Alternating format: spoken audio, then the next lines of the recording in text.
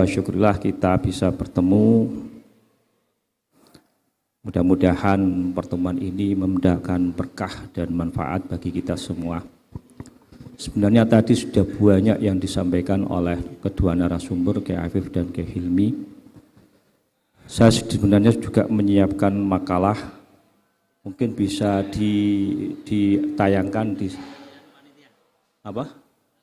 Oh masih belum, ya oke. Bapak-bapak, ibu sekalian yang saya hormati, berbicara tentang fikih tasawuf dalam hidup bernegara. Kalau judulnya ini kehidupan bernegara, kalau saya lebih cocok hidup bernegara. Saya akan mencoba mengambil sejarah pada zaman Nabi. Rasulullah SAW ketika beliau wafat, bahkan beliau sebelum wafat, sakit keras, itu para sahabat itu berselisih pendapat. Ada yang mengatakan kita minta saja kepada baginda Nabi wasiat-wasiat atau petunjuk-petunjuk yang bisa kita laksanakan ke depan. Baik hubungan dengan urusan fikih, urusan ibadah, urusan-urusan yang lain. Tetapi kemudian hal itu diselesaikan oleh Sayyidina Abu Bakar dengan menggunakan ayat Al-Quran, Al-yawma akmaltu lakum dinakum wa atmamtu alaikum nikmati wa raditu lakumul Islam madina. Selesai. Gak usah kita minta-minta lagi. Cukup itu sudah yang sudah disempurnakan di dalam Al-Quran itu. Begitu wafat, para sahabat juga berselisih pendapat. Ada yang mengatakan, siapa yang mengatakan bahwa Rasul ini meninggal tak ketok gulune. Sayyidina Umar mengatakan begitu. Memang gelisah sekali saat itu. Gimana tidak, orang ditinggal meninggal orang besar bukan main gelisah. Saya ketika wafatnya Romo Kiai Hamid, saya waktu itu ada di Jogja. Saya itu malam sekitar jam 2 digedor. Saya itu mimpi ketemu abah saya. Abah saya bilang, turut dah kon iki. Dan kemudian Gus Keli itu ngedor pintu. Camat, Kiai Hamid sedo. Masya Allah, gelisahnya bukan main. Akhirnya saat itu langsung saya pamitan ke Kiai Ali. Kiai Ali juga bingung. Akhirnya langsung tidak bisa pamitan, langsung sudah berangkat saya pulang ke Pasuruan untuk menghadiri jenazahnya itu. Di sini sudah ramai, banyak orang yang. Nah itulah karena paniknya itu wajar sekali pada zaman sahabat. Kiai Hamid Sayyidina Rasul sallallahu alaihi wasallam meninggal, sahabat juga gelisah. Nah, tapi kemudian diingatkan oleh Sayyidina Umar, wa ma Muhammadun illa rasul qad khalat min qabli rusul afa immata aw qutila qalabtum ala aqabikum. Selesai sudah persoalan. Setelah itu kemudian ribut lagi sahabat ini. Dikubur di manakah Rasulullah ini? Ada yang mengatakan sebaiknya dikubur di Baitul Maqdis saja, dikumpulkan dengan para nabi, para rasul ada di sana. Ada yang mengatakan sebaiknya dimakamkan di Maqsati Roksi, di tempat kelahiran Nabi, yaitu di mana? Di Mekah. Tetapi kemudian diluruskan juga oleh sahabat Abu Bakar dengan menggunakan hadis yudfanul anbiya haitsu yamutun. Para nabi itu mati dan dimakamkan di tempat meninggalnya. Ini bukan main, itu persoalan saat itu yang diselesaikan oleh sahabat Abu Bakar. Makanya sekarang ini jangankan begitu, wafatnya Kiai Hamid itu saat itu juga saya dengar ada yang mengatakan dimakamkan di pondok saja supaya pondoknya ramai. Itu dari Kiai Mas Imam bin Thahir itu. Tetapi kemudian keluarga sepakat memakamkan Romo Kiai Hamid di samping atau di Masjid Jami Agung Al-Anwar. Tapi pondoknya rame, makamnya juga ikut rame. Makanya kalau kepingin rame, sampean golek kiai, sampean kubur di omah sampean rame sampean. Teko akhirnya rame, sembarang kali rame itu. Nah ini yang berkaitan dengan itu. Setelah itu kemudian setelah dimakamkan, bahkan sebelum dimakamkan, para sahabat itu selisih juga pendapat. Siapakah pengganti Rasul Sallallahu Alaihi Wasallam? Di situ muncul dua kelompok. Ada kelompok Ansor dan kelompok Muhajirin. Kelompok Ansor mengatakan sebaiknya yang muncul sebagai khalifah ini, pengganti Nabi ini adalah dari kelompok Ansor. Karena orang-orang Ansor itulah yang membela Nabi dan memperhatikan Nabi, menjaga Nabi dari serangan kaum kafir Quraisy. Ini memang Nabi itu memiliki wadhifatani, dua tugas. Pertama sebagai tabligh risalah, yang kedua sebagai imamun lil muslimin, sebagai pemimpin umat Islam. Sebagai tabligh risalah sudah selesai urusannya. Sebagai Nabi sudah selesai. Maka sebagai imamun lil muslimin ini terus sampai sekarang ini.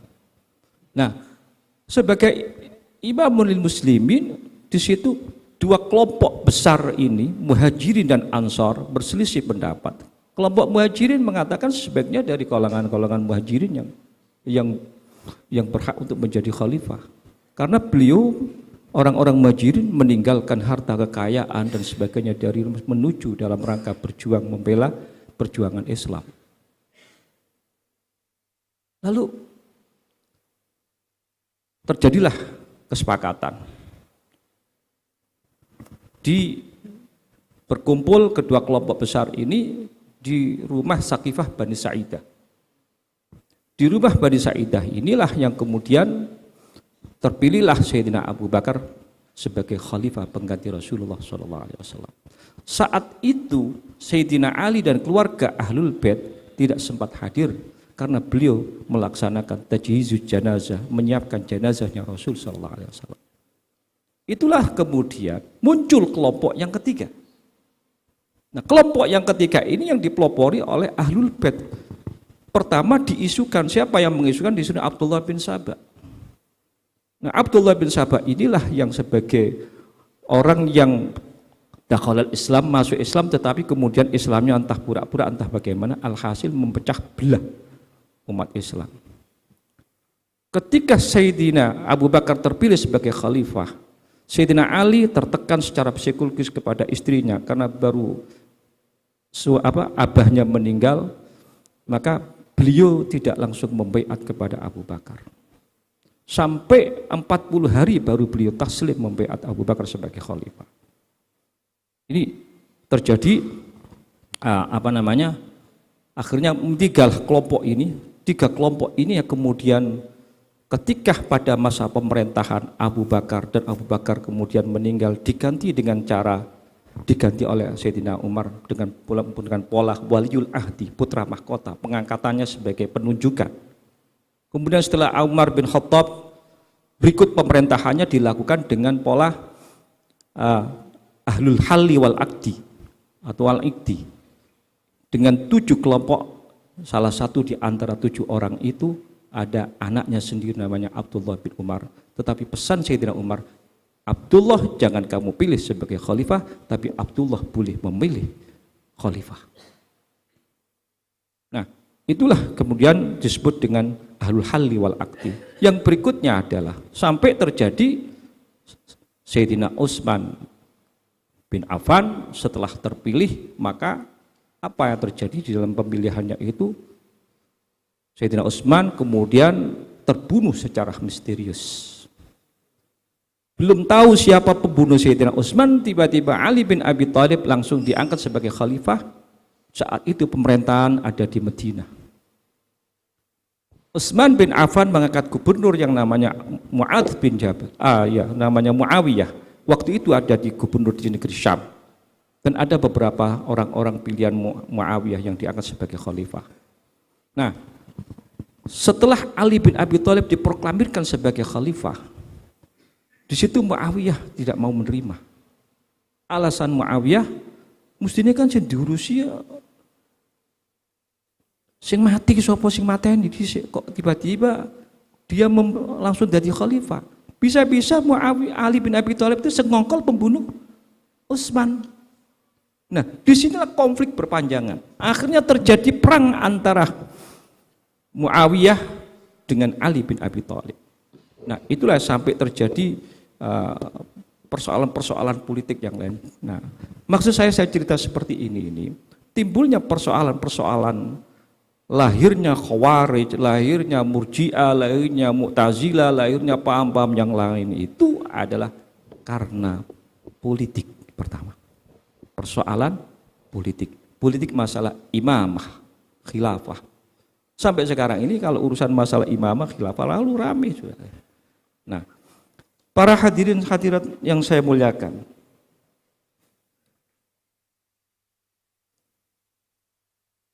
berbicara tentang Islam dalam politik kenegaraan, saya memang sudah nulis, ada buku di dalam buku saya itu tentang Soekarno dan Kemal Atatürk, Mustafa Kemal. Itu buku saya itu awalnya menjadi skripsi. Kemudian setelah saya kembangkan lagi, bukan menjadi skripsi, saya bukukan.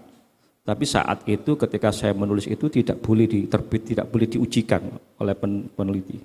Karena saat itu zaman Soeharto ada pokoknya jenenge Soekarno gak oleh terbit. Dilarang terbit yang namanya Soekarno itu. Akhirnya buku saya tidak saya jadikan sebagai buku skripsi saya, tapi akhirnya kemudian di masa-masa berikutnya saya cetak itu, sudah saya terbitkan buku itu. Nah, kemudian berikutnya lagi saya tambahkan dengan Gus Dur. Kalau kita lihat perkembangan Islam pertama-tama memang seolah-olah sebagai teologi. Itu kita lihat ada di periode Madinah, di periode Mekah. Nah, kemudian membentuk wilayah negara, itu ada di periode Madinah. Dan selanjutnya sebagai budaya periode Madinah juga. Dan sebagai teologi, Islam mencerminkan ajaran tauhid waktu itu. Kemudian Islam sebagai negara tercermin dalam kehidupan politik. Sebagai politik, Islam dipandang sebagai alat memberikan perlindungan kepada masyarakat. Memang Rasul tidak pernah mengatakan, tadi sudah disinggung oleh Ustadz Gus Hilmi tadi ini, bahwa Nabi memang tidak pernah mengatakan bahwa pemerintahannya itu adalah pemerintahan negara Islam atau pemerintahan sistem Islam. Nabi tidak menyebutkan seperti itu. Berbicara negara sekurang-kurangnya ada 3 hal. Satu, ada wilayah, yang kedua ada masyarakat, yang ketiga ada aturan. Nah, kalau tadi disinggung juga Piagam Madinah itu adalah sebagai negara.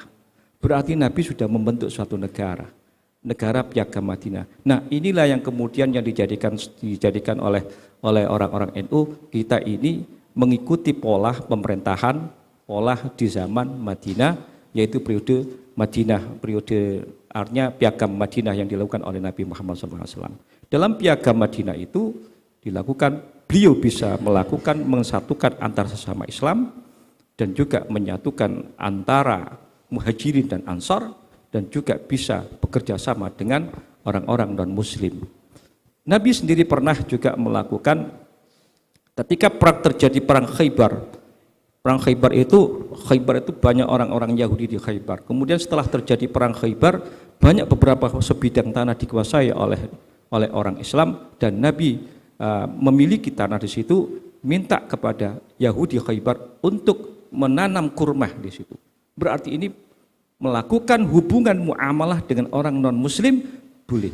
Bahkan Sayyidina Ali pernah juga meminta atau beli dengan memberi upah. Sumur dia mengambil air satu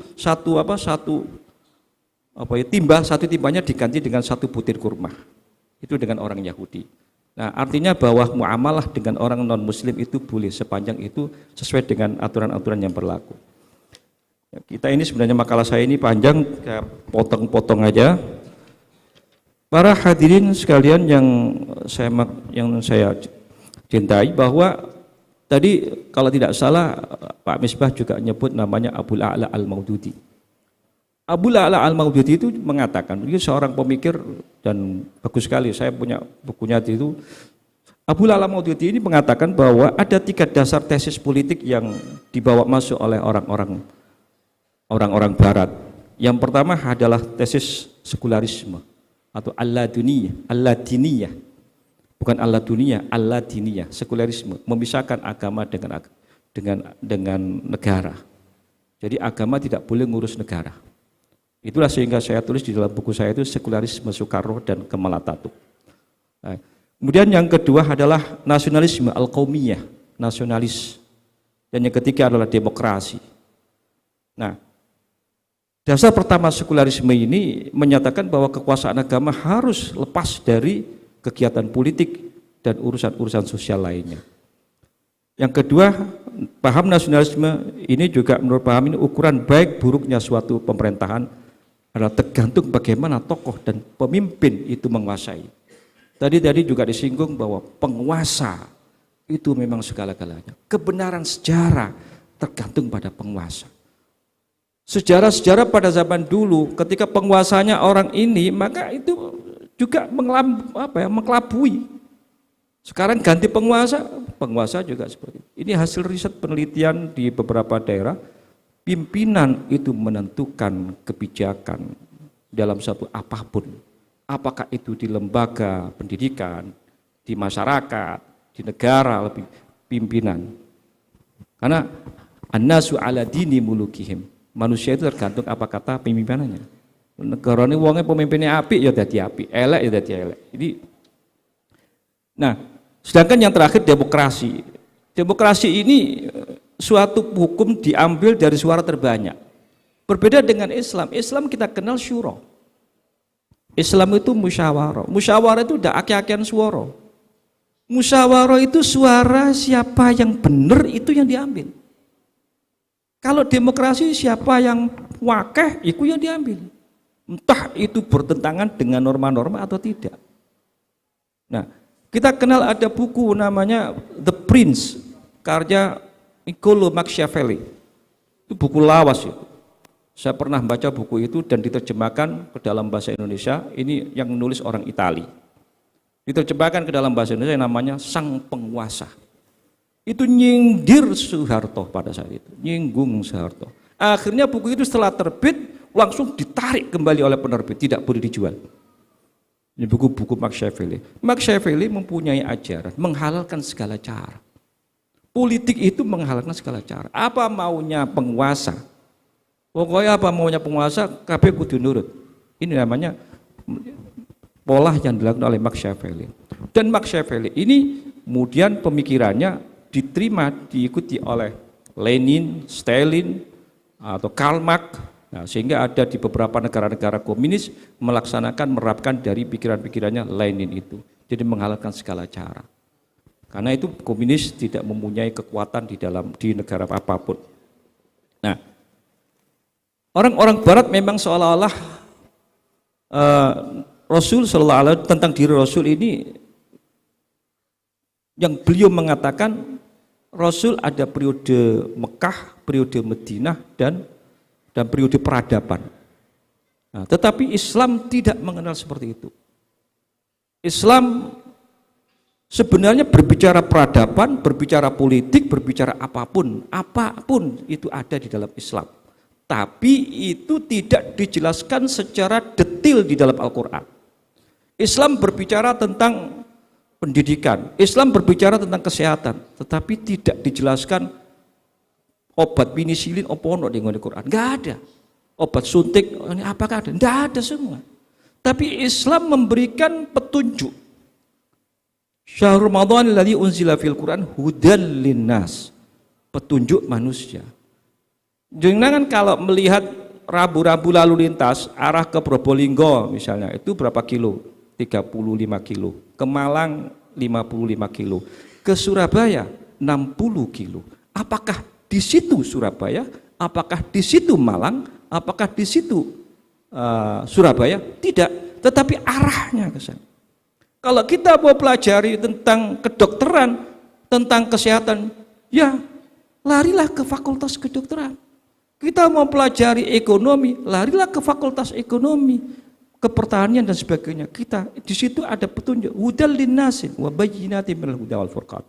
Sehingga dikatakan di dalam bukunya Quraish Shihab membumikan Al-Qur'an itu, di situ Al-Qur'an yang sebagai kata-kata yang otentik, yang tidak ada salahnya. Petunjuk di situ juga petunjuk hukum, petunjuk agama, petunjuk pendidikan, petunjuk ilmu pengetahuan dan macam-macam. Itulah Al-Quran seperti itu. Jadi politik juga ada petunjuk politik di situ. Apa inti politiknya? Syura bainahum. Di Quran disebutkan apa? Wa amruhum syura bainahum. Di sini saya kutip ada satu ayat Quran yang sebenarnya ini mengkanter dengan pemikiran orang Barat yang di mana orang Barat mengatakan Rasul itu aja periode di Madinah saja melakukan politik, melakukan urusan-urusan masyarakat, sedangkan di Mekah itu beliau tidak mengurusi urusan-urusan kemasyarakatan. Saya mengutip satu ayat dari surat ini, fama utitum min syai'in famata'ul hayatid dunya wa ma 'indallahi khairu wa abqa alladziina aamanu wa 'ala rabbihim yatawakkalun walladziina yajtanibuna kaba'ira itsmi wal fawahish wa idza ma ghadibu hum yastaghfirun walladziina istajabu li rabbihim wa aqamus salata wa amruhum syura bainahum wa mimma razaqnahum yunfiqun walladziina idza asabatuhumul baghyu hum yahzunun wa jazaa'u sayyi'atin sayyi'atun mithluha wa man 'afa wa aslaha fa ajruhu 'ala Allah innahu la yuhibbu zalimin wala man tasara ba'da dzulmi fa ulaika ma'al sabil. Ayat ini asbabun nuzulnya ada di Makkiyah ketika Rasul berada di Mekah, bukan di Madinah, tapi menerangkan beberapa item-item persoalan kenegaraan, persoalan kemasyarakatan. Yang pertama, saya ingin ayat ini diturunkan tahun 8 kenabian, yaitu 5 tahun sebelum terjadi hijrah ke Madinah Rasul sallallahu alaihi wasallam. Di bidang kepercayaan, ayat ini mempunyai prinsip iman sepenuhnya kepada Allah dan bertawakal senantiasa kepada Allah. Di bidang akhlak memiliki sifat-sifat menjauhi segala dosa dan suka memaafkan kalau ada sesuatu yang menimbulkan amarah. Di bidang ibadah mempunyai pendirian memenuhi segala panggilan Tuhan, panggilan Allah, melaksanakan sholat, haji dan seterusnya, dan mengerjakan sembahyang tepat pada waktunya. Di bidang kenegaraan dan kemasyarakatan mempunyai prinsip bermusyawarah di segala urusan, suka memberikan infak, mengorbankan dari rezeki yang diperolehnya. Di bidang perjuangan mempunyai sifat membela diri setiap kali menghadapi kezaliman. Dan ke-10, mengutamakan perdamaian dalam menyelesaikan sengketa. Nah, berangkat dari sini, segala aspek kehidupan manusia, baik bersifat horizontal ataupun bersifat vertikal, itu diatur di dalam Islam. Ada dalam Islam. Tapi itu tadi, kita perlu ada melakukan kajian-kajian. Di Quran memang tidak ada, kita cari di hadis nggak ada, di ijma' dan sebagainya, itu bisa kita temukan seperti itu. Nah, sehubungan dengan ini, saya ingin menyampaikan ada 2 orang yang terkenal, namanya Mustafa Kemal dan Soekarno. Keduanya berpendapat agama harus dipisahkan dari negara. Meskipun sama-sama berpedoman pada sekularisme, sekularisme Soekarno tidak sama dengan sekularisme Kemal Atatürk. Kemal Atatürk sekularismenya lebih memusuhi agama. Adzan sudah diganti dengan bahasa Indonesia, semua diganti bahasa nasional. Kalau Soekarno ini sekularismenya dia timbul ada nasakom, yakni menyatukan antara nasionalis, komunis dan agama. Tetapi sayangnya di akhir dari nasakom ini dia lebih cenderung ke komunis. Itulah ya akhirnya apa yang terjadi adalah lubang buaya yang terjadi, yakni perang antara komunis itu. Nah, bila dikaitkan dengan Pancasila, terakhir saya ingin menyampaikan apa itu Pancasila. Ini saya kira kalau negara Pancasila ini, apakah negara kita ini negara sekuler atau tidak, memang susah kita mengatakan negara kita ini sekuler. Dikatakan sekuler, ada Menteri Agama, Kementerian Agama yang ngurusi soal agama. Dikatakan tidak sekuler, ya ada sedikit pemisahan seperti itu. Nah, tapi yang jelas negara Indonesia adalah negara yang mayoritas Islam, negara agama. Apapun agama di sini diayumi oleh satu Pancasila. Jadi negara agama berarti segala apapun yang tidak ada berbau agama seperti komunis, ateis, itu tidak mempunyai tempat di dalam negara Indonesia ini. Berkaitan dengan Pancasila, saya ingin menyetir terakhir ini. Gus Dur mengatakan ketika Gus Dur pidato di halaman terakhir ini, ya bisa dilihat ini, karena saya kira kalau bicara Pancasila sudah tahu semua. Saya ingin mengutip pendapat Gus Dur. Gus Dur pernah menyampaikan makalahnya di Seoul, Korea Selatan pada tanggal 25 Agustus tahun 1990 dengan judulnya Islam and Pancasila, Development of Religion Political Doctrine in Indonesia. Beliau merumuskan Pancasila justru merupakan doktrin politik religius yang sesuai dengan Islam. Nilai-nilai agama ini menjiwai ruang publik bangsa melalui Pancasila. Jika dianalogikan bahwa Islam adalah pohon tebu, kata Gus Dur ini, maka Pancasila merupakan gula yang merupakan perasan tebu. Jadi gula perasan tebu, Pancasila itu perasan tebunya. Jika kita misalnya ingin membuat teh manis, haruskah tebu yang kita gunakan? Gawe kopi manis, tentu gula yang kita pakai, bukan tebunya. Ya, kalau agama ya bukan itu susu, ya ini tebu apa gulanya itu yang kita pakai. Kita bisa ngukur ukuran manisnya sak piro, kurangi sak piro. Nah ini dalam pandangan Gus Dur, Pancasila yang bermahkota ketuhanan yang Maha Esa menjadi jalan keluar dari dua kebutuhan. Satu, kebutuhan teokrasi yang menghendaki kedaulatan Allah. Pada sisi lain, yang kedua, kedaulatan rakyat yang ditandai toleransi, saling pengertian, saling menghormati dalam hidup bermasyarakat dan bernegara. Inilah kita hidup ada di Indonesia ini. Dimanapun juga kita harus menghormati sama-sama Muslim, apalagi juga non Muslim, kita tetap baik. Nah, tadi juga disinggung oleh Kiai Afifuddin mengutip sebuah ayat, la yanhakumullahu 'anil ladzina lam yuqatilukum fid dini wa lam yukhrijukum an tabarruhum wa tuqsitu ilaihim. Sepanjang mereka tidak mengusir kita, ya sudah. La ta'ata li makhluqin fi ma'siyatil khaliq. Boleh kita ati Allah wa ati Rasul wa ulil amri minkum. Nah, ulil amri minkum la ta'ata fi makhluqin, sepanjang dia tidak mengajak, misalnya pemerintah kita tidak melarang, pemerintah kita masih mengajak orang sholat, mengajak orang haji, ya tidak apa-apa kita ikuti.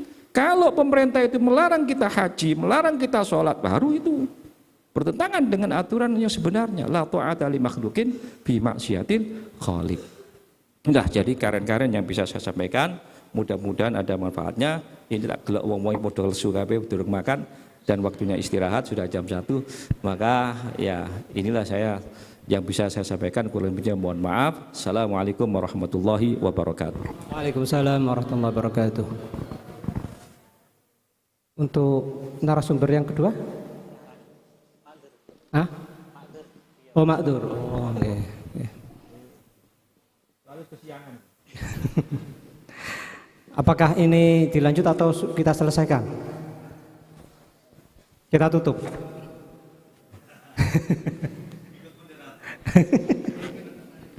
Monggo, kalau ada yang belum jelas atau ada yang mau ditanyakan, monggo. Oke. Monggo. Assalamualaikum warahmatullahi wabarakatuh. Terima kasih pada moderator yang saya hormati, narasumber Kiai Haji Abdullah Shadiq. Tadi sudah memaparkan beberapa makalah. Saya hanya melihat tadi beberapa hal tentang yang terkait dengan negara, yaitu proses pergantian pimpinan tadi yang dijelaskan di awal, mulai dari Nabi wafat kepada Abu Bakar, kepada Sayyidina Umar, Sayyidina Utsman dan Ali, sampai kepada Muawiyah tadi. Kalau kita lihat pergantian-pergantian di situ, setiap fase itu berbeda-beda. Tadi ada yang menunjukkan, ada yang aklamasi dan sebagainya. Hanya yang perlu kami tanyakan, itu pergantian pimpinan itu termasuk di Indonesia, berarti kan sah-sah saja setiap saat bisa berubah cara. Ya, berarti kalau mengacu kepada tadi pimpinan Islam, walaupun negara kita bukan negara Islam, berarti proses perubahan itu adalah hal yang wajar. Termasuk saat-saat ini pergantian-pergantian pimpinan tadi, kalau metode-metode ya, melalui partai-partai, ada yang kadang yang pemimpin Islam sendiri tidak dapat tempat, itu kan masalah siasat-siasat dari masing-masing. Nah, hanya yang saya ingin tanyakan, nah, ketika itu negara yang kita cintai ini tidak sesuai dengan yang kita harapkan dari para pemimpin ini, tadi kita tetap harus samina wa ta'na kepada pemerintah, karena atiullah Rasul wa ulil amri minkum. Nah, tetapi ketika itu kebijakan pemerintah itu tidak cocok di kita, tidak sesuai dengan agama kita, tetap kita harus wa ulil amri istilahnya. Nah, disinilah yang tadi itu kadang kita ini sebagai warga negara, apalagi kita bagian dari organisasi, apa kita tidak mewajibkan kepada kita untuk selalu memberikan ikhtiar atau kontrol kepada pemerintah. Ini barangkali penting juga kepada kita sekalian, sehingga pemerintah juga tidak lepas kontrol dari upaya-upaya mereka. Kemudian yang kedua yang saya ingin tanyakan, kira-kira strategi bagaimana? Kalau tadi disampaikan Islam itu negara pemeluknya terbesar di Indonesia. Ya. Orang Islam tapi yang sevisi dengan kita, strategi bagaimana? Kenyataannya ternyata Islam ini selalu bersetegang sesama Islam, tapi pemimpin itu tidak cocok sesama Islamnya. Barangkali ini yang dua hal ini yang perlu kami dapat pencerahan dari Kiai Abdullah Shadiq. Terima kasih. Assalamualaikum warahmatullahi wabarakatuh. Terima kasih Pak Fauzi ya. Tugas kita ini sama dengan ketika tugas para sahabat itu kan kesukaannya itu 3 hal ya. Sahabat itu senangannya 3 hal. 1, memakmurkan masjid. Yang kedua, amar ma'ruf nahi mungkar. Yang ketiga, membaca Quran. Yang saya angkat tentang amar ma'ruf nahi mungkar. Ini memang kita ini perlu memang harus ada amar ma'ruf nahi mungkar. Man ra'a minkum mungkaran falyughayyir bi yadihi, itu ya, kalau tidak mampu dengan tangan ya dengan lisan, kalau tidak ya dengan hati. Ada pemimpin kita misalnya yang seleweng, yang anu ya, diingatkan aja, tak apa-apa. Tapi dengan cara yang wajadilhum billati hiya ahsan. Karena perintah pertama itu ud'u ila sabili rabbika bil hikmati wal mau'izatil hasanah wajadilhum billati hiya ahsan. Kita ngajak orang pertama ya dengan cara-cara yang baik, yaitu kemudian kalau memang tidak ya diajak dialog, diskusi. Mana nanti yang terbaik, nah itulah diajukan dengan model gitu. Mungkin karena jadi benar sekali dikatakan kita perlu memang evaluasi atau monitoring gitu. Ya kita juga perlu monitoring. Kita angkat orang yang dipilih jadi pemimpin, ya kita tetap monitoring. Ya, artinya jangan kemudian diangkat selesai gitu. Ya tidak. Monitoringnya itu adalah yaitu kalau memangnya dia tidak benar, ya sudah dilakukan amar ma'ruf nahi mungkar. Nah, itu bukan amar ma'ruf sambil mungkar ya. Sebab kesan sekarang ini ada orang amar ma'ruf sambil mungkar. Melok-melok kaisan, ya, dia wis rusak, melok bisa rusak. Katanya kayak amar ma'ruf.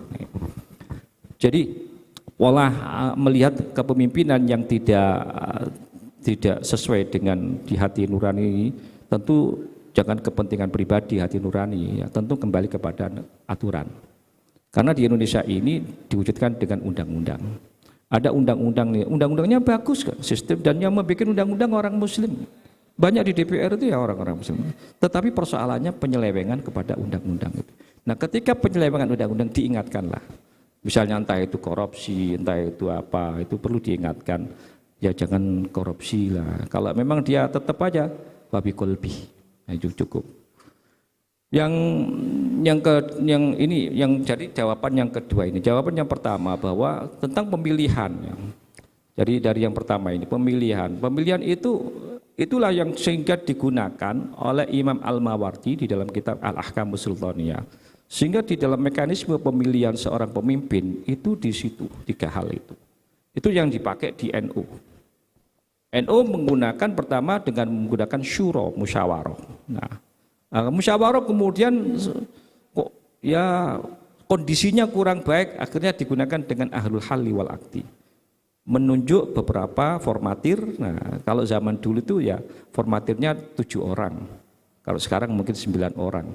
Nah, dari formatur inilah yang kemudian menampung beberapa aspirasi-aspirasi dari sekian PC-PC dan sebagainya itu, yang kemudian disitulah dirumuskan ya, dari model al-halli wal aqdi. Yang ketiga adalah dengan waliul ahdi, putra mahkota, pengangkatan penunjukan. Itu seperti yang terjadi di NU itu mulai zaman Kiai Hadratus Syekh Kiai Hasyim Asy'ari menunjuk Kiai Wahab untuk menjadi Rais Am. Nah, setelah itu baru ada pemilihan. Nah ini yang dilakukan seperti itu, boleh-boleh saja menggunakan 3 hal itu yang kita pakai. Yang penting adalah kebenaran yang dicari, karena prinsip di dalam pemerintahan itu kan keadilan. Yang penting adalah keadilan. Adil itu pun juga kadang-kadang menjadi persoalan. Kita adil kepada anak misalnya. Anak satu gede, siji cilik. Sing iki umur 3 tahun, yang kemudian yang gede ini 10 tahun. Apakah kedua ini kita kasih baju yang sama, podo gede nih? Ya kan tidak loh. Tak kei baju podo gede nih, ya ini mulai kobor-kobor. Tak kei baju cilik, yang ini gak cukup. Berarti disesuaikan dengan kebutuhannya anak itu. Nah itu jadi disesuaikan. Yang penting di bagaimana anak itu menerima keadilan. Seperti kita punya permen, kita tukel. Sing gede paling dikena sing gede, sing cilik dikena sing cilik. Nah, ngukur ada kepuasan mereka. Tetapi kepuasan itu juga ada batasnya. Pasti ada batasnya. Jadi mengukur itu kepuasan. Udah keadilan. Kayak orang bagi waris gitu lah ya. Kalau bagi waris cara syariat itu ya wong lanang oleh loro, wedok oleh siji. Tetapi kalau memang itu kekeluargaan bersama, wis ndak apa-apa wis dibagi, sing iki oleh podo, ya gak wis selesai. Memang tujuannya supaya enggak terjadi konflik, enggak terjadi tukaran. Itu ya. Karena kita itu diperintahkan fa aslihu baina akhwaikum. Kita ini diperintahkan untuk berbuat baik, jangan sampai tukaran. Nah, tetapi semua itu kalau dikenceng-kencengan lewat aturan ya kadang-kadang juga menjadi masalah. Yang penting bagaimana rumah tangga atau pemimpin masyarakat itu secara merata pembagiannya, walaupun itu ada yang besar tapi mereka adalah menerima dengan legowo. Saya kira itu sementara yang bisa kita sampaikan.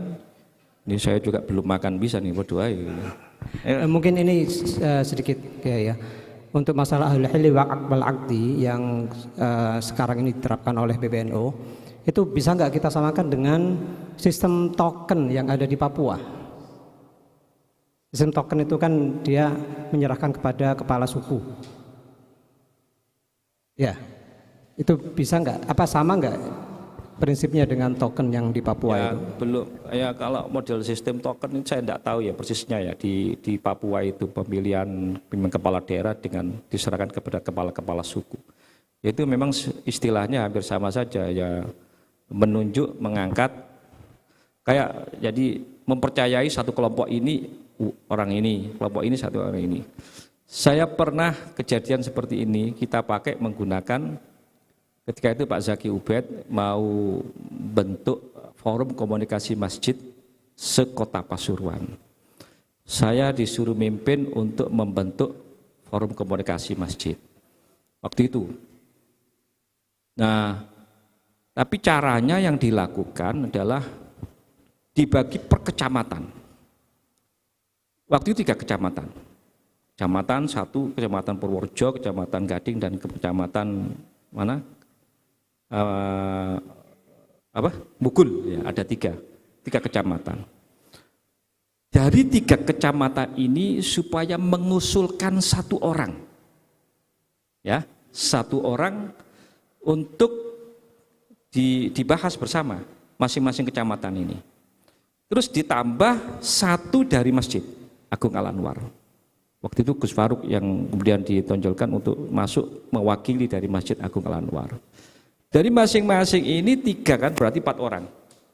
Nah kemudian 4 orang ini yang sudah dipercaya oleh masing-masing kecamatan ya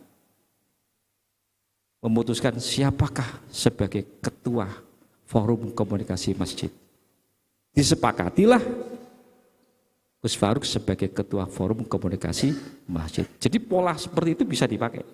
Kalau model di Papua itu kan menunjuk kepala-kepala suku ya. Kepala suku mewakili dari suku ini, kepala suku mewakili dari ini, kepala suku dari ini. Tapi ini belum ada pembahasan di NO ya. Mungkin itu bisa hampir sama dengan ahlul halli wal aqdi.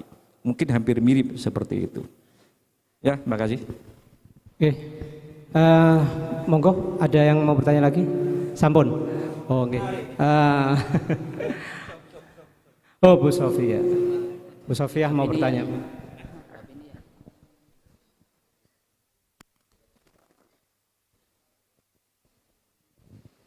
Assalamualaikum warahmatullahi wabarakatuh. Untuk yang kedua kalinya, menanggapi yang disampaikan oleh Bapak Haji Fauzi, Kepala Kemenak Lamongan tapi berdomisili di Kota Pasuruan, yaitu satu misal ada kepala daerah yang tidak mencocoki. Nah, ini katanya jawabannya Gus Dullo tadi supaya diingatkan, kata Gus G, diingatkan. Terus saya ini lebih menjurus, ngapunten, orang sepuh, lebih menjurus. Sekarang untuk wakil rakyat. Wakil rakyat ini katakanlah sekarang walaupun orang itu potensi tapi gak punya uang, gak punya pecis, gak bisa jadi. Sebaliknya orang itu kurang pinter, kurang potensi tapi uangnya banyak. Nah, itu yang jadi. Itu yang menjadi prihatin kami. Terima kasih. Assalamualaikum warahmatullahi wabarakatuh. Ya memang gini, saya itu juga pernah jadi anggota DPR. Ketika ya saya itu di DPR itu nyalon SIM pertama tidak banyak duit. Waktu itu ya karena ada nomor urut, dan nomor urut ini yang menentukan ini undang-undang. Ya. Saya masuk dalam nomor urut pertama di Dapil Gading. Kata orang-orang, iki wis dari duit tetap jadi. Karena suara itu kalau di sini tidak cukup kuota, nanti munggah ke atas, ya, naik ke atas. Nanti suaranya nang aku. Karena itu ketika saya dipilih, berhasil masuk dalam pemilihan itu jadi anggota dewan. Orang-orang yang di dalam di bawah saya yang suaranya luwih akeh daripada saya itu nggak jadi. Tapi ini karena aturan. Akhirnya tetap saya yang jadi. Nah, sekarang ini polanya berain seperti itu. Pola sekarang ini adalah ake-akean suara. Demokrasi model yang tadi saya sebutkan, demokrasi ala barat, ake-akean suara wong iku apa wong elek, wong nakal, wong apik, wong sugih, wong apa pokoke akeh suarane dadi. Itu intinya adalah ake-akean suara. Ini itulah demokrasi. Demokrasi suara terbanyak, bukan menggunakan syuro. Syuro itu kan siapa yang benar pendapatnya itu sing dipilih, meskipun itu suaranya didik kan gitu. Ono wong apik gak dadi, ono wong elek kok dadi. Ini ada cerita ya dulu ketika Gus Ali itu ada orang datang ke Kiai Gus Ali. Ya Ali, Gus Ali ini ada orang yang satu ini bajingan ya yang ngalon ini. Yang satunya Ustadz ya, sing dipilih sing pundi, sing bajingan ae pilih. Kok ngono to ya? Lho iya aja mele-mele ustadz dadi ustadz gitu lho. Aja ngono katut rusak kok malihan aja. Sing koyo sing iku ae. Nah, sekarang ini jadi Bu Sof, jadi sekarang ini memang duit tuh. Kembali kepada duitnya karena orang-orang yang enggak cerdas sing milih. Kalau orang sing milih ku cerdas dikasih duit berapapun enggak dipilih. Lalu apa dipilih ya? Karena dia dikasih duit, mestinya dia, aku tidak butuh duit, aku butuh golek anggota legislatif sing bener. Nah, sampean pilih, makanya ketika ditampilkan itu kan ada nama-nama itu. Sampean mau nyemilih siapa ini ke TPS itu? Ada ini lah. Sampean tadi wis dicekoki duit, ya salah dhewe nerima duit gitu ya. Nah, paling dikasih duit paling nerimanya 300.000 kanggo 5 tahun. 3 tuku permen tok iku 3 ya. Nah, jadi karena itu aturan undang-undangnya sekarang ini siapa yang suaranya banyak itu yang terpilih. Kiai itu satu siji walaupun wong becaan akeh ya suarane yo wong becaan akeh gitu. Tapi kiai karena punya pengaruh biasanya sebagai top figur itu menjadi pengaruh sehingga kalau top figurnya ini melo ini ya yang lainnya ikut. Nah, biasanya kiai-kiai itu ya milih orang-orang sing bener, sing jujur, sing tepak gitulah. Saya kira itu jadi ini urusan politik kembaliannya.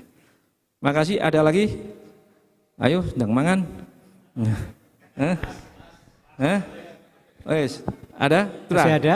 Masih ada lagi? Satu lagi. Silakan, monggo. silakan. Ya.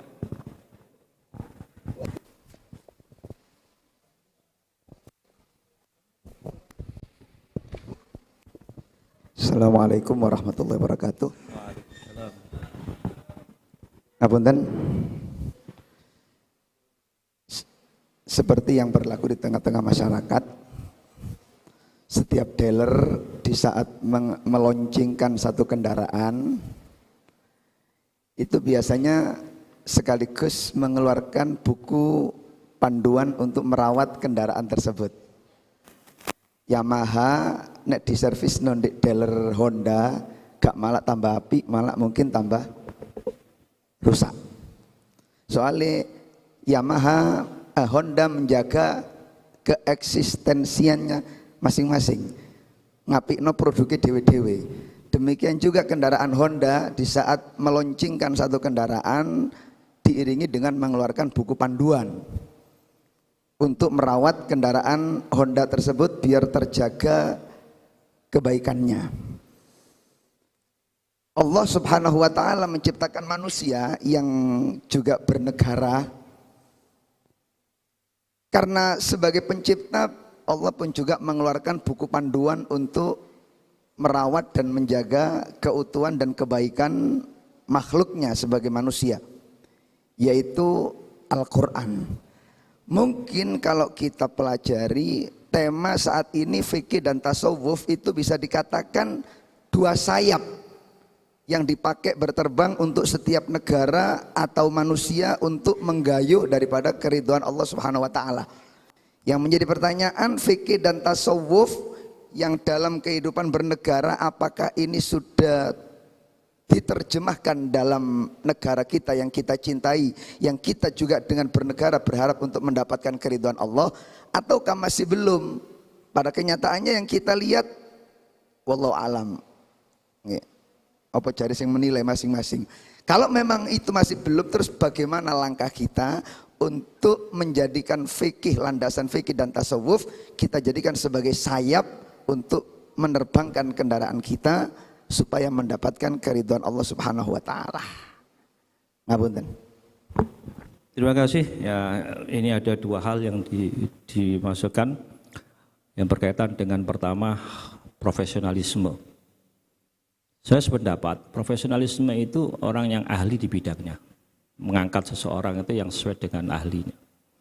Jadi mengambil orang yang sesuai. Umpamanya kita ini ada teman sendiri, ini ada orang lain. Misalnya katanya jahitno celono, jahitno jas.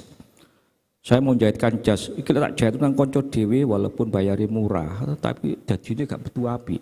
Iki ono orang lain. Tak jahitno rung dadine api. Kira-kira sampean mau jahitkan nang ke siapa? Ke konco dewe apa orang lain?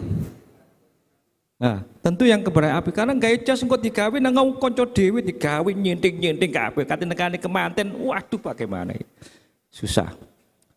Jadi profesionalisme memang penting, profesionalisme. Jadi ngangkat-ngangkat uang kembali kepada pertanyaan Bu Sof tadi ya tentu harus orang profesional tadi itu. Ya, orang ahlinya.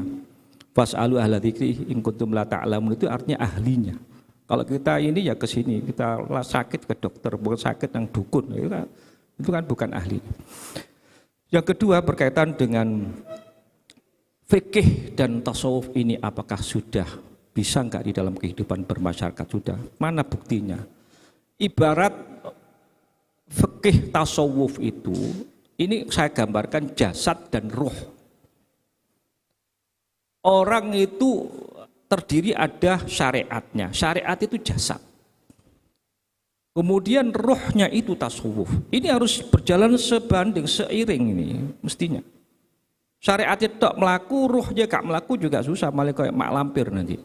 Jadi dua-duanya ini harus jalan. Ketika kita umpamanya berkaitan dengan di Indonesia mengakui NKRI, Pancasila dan sebagainya, kita ya harus meyakini jasad dan rohnya. Apa yang dituangkan di dalam undang-undang itu kan bagus sekali, undang-undang perkawinan lah, undang-undang ini, undang-undang pendidikan, apa saja itu bagus. Itu jasadnya, rohnya di mana? Ya kita ini harus sebagai warga masyarakat ini jasadnya ya baik Indonesia, ya rohnya juga Indonesia. Jadi kalau sudah dua hal ini diterapkan oleh masing-masing anggota keluarga masyarakat, tidak jauh-jauh, umpamanya dalam rumah tangga saja. Di dalam rumah tangga itu wong kan gak podo. Sak dulur itu gak podo. Ono sing gede, ono sing cilik, rupanya ya gak podo. Warna kulitnya ndak sama. Kemudian berat badannya nggak sama. Ininya nggak sama, tapi kok akor. Disinilah perintah wa ta'awanu 'alal birri wat taqwa wa la ta'awanu 'alal itsmi wal udwan. Kalau dalam rumah tangga itu beda-beda kolom, beda-beda orang, beda ini, tapi mereka saling bisa ta'awun. Ya baik. Sapu lidi itu kalau bersatu kuat. Jajal dijiki siji, gak kuat ini potong. Iku lek dadi sapu iso tiga nyapu-nyapu bisa, gembalang orang juga bisa. Ini wa ta'awanu 'alal birri. Pertama 'alal birri. Ini pengertiannya banyak. Al birri matma'anna fi qalbik. Mal birru, ada pertanyaan sahabat tanya kepada Nabi, al birru matma'anna fi qalbik. Dosa ya bahaka fi sadrika wa karita ajatla alihin nas. Itu itma'anna fi qalbik, ya ini penting. Nah, itma'anna fi qalbik itulah bagian tasawuf tadi itu.